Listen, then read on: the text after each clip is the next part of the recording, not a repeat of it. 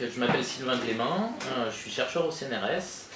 Je suis arrivé au laboratoire EcoBio en septembre 2018 et avant ça j'étais chercheur au CNRS, toujours à l'Institut des sciences de l'évolution à Montpellier. Et avant d'arriver directement à EcoBio, j'ai passé 4 ans à l'université d'Uppsala en Suède.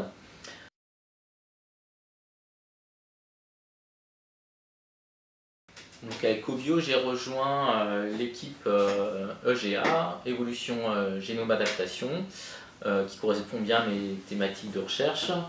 Donc moi je travaille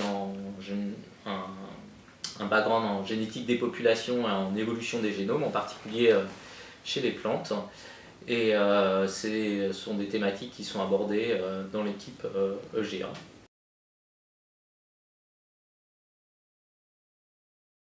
Des questions principales qui m'intéressent, c'est comment les modes de reproduction des plantes, mais également d'autres organismes, vont affecter l'évolution des génomes. Et en particulier, chez les plantes, comme la plupart des espèces sont à la fois mâles et femelles, sur une fleur on a à la fois les parties mâles et femelles, de ce fait, certaines espèces peuvent se reproduire toutes seules, on parle d'autofécondation. Et ça va avoir de nombreuses conséquences génétiques et donc sur l'évolution des génomes.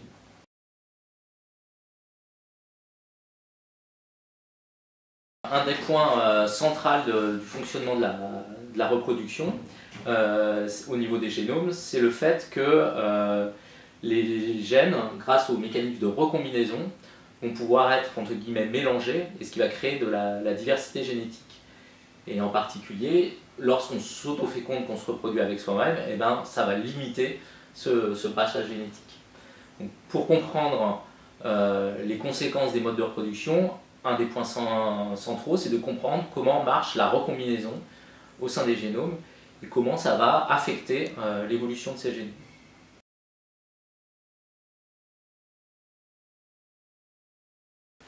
Donc là, par exemple, sur cette diapo, ce qu'on voit, c'est la quantité de recombinaison qu'on a dans le génome d'espèces sauvages apparentées au blé. Donc le long d'un chromosome, d'un deuxième et d'un troisième chromosome. On voit ici que l'essentiel de la recombinaison, donc des brassages génétiques, se fait au bout des chromosomes. Pour les trois, c'est à peu près la même chose. Et quand on voit ici la quantité de diversité génétique qu'on a le long de ces chromosomes, on voit qu'elle est beaucoup plus importante aux extrémités où cela recombine beaucoup qu'au centre où cela recombine peu. Donc ça, c'est pour une espèce justement qui se croise avec d'autres individus, une espèce qui ne peut pas pratiquer de l'autofécondation, qui se croise forcément avec d'autres individus. Et puis là en dessous, on a une espèce qui fait un petit peu des deux, donc on voit qu'il y a moins de diversité génétique, et puis une espèce qui fait très majoritairement de l'autofécondation, et donc là, on perd énormément de diversité génétique.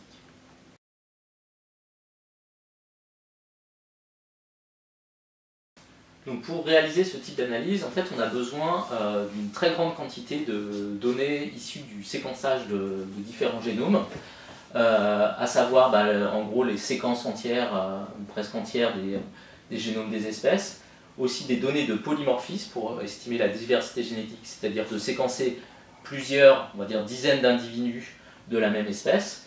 Et puis on a également besoin de données de croisement, on va appeler ça des cartes génétiques, pour avoir une idée de la quantité de recombinaison et de brassage génétique qui se produit dans les génomes.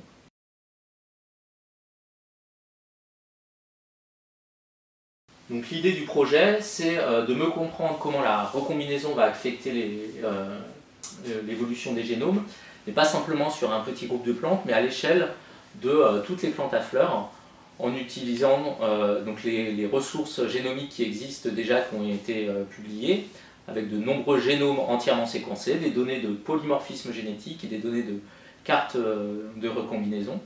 Et pour ça, il faut des grandes capacités de stockage et de traitement de toutes ces informations avec des outils de bioinformatique et de modélisation.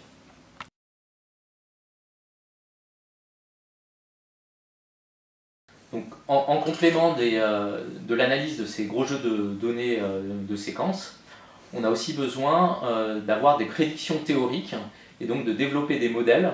Et pour ce faire, on va se baser sur la génétique des populations.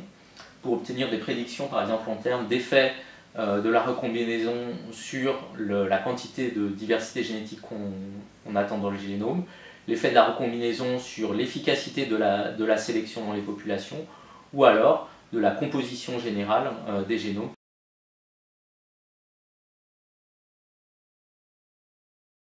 Donc là, le projet va pouvoir m'aider à avoir des capacités de calcul suffisantes pour réaliser toutes ces modélisations, à la fois faire du calcul numérique, de la simulation, et de mettre ça en parallèle avec l'analyse des données de génomique qui seront stockées, récupérées et analysées pour le projet.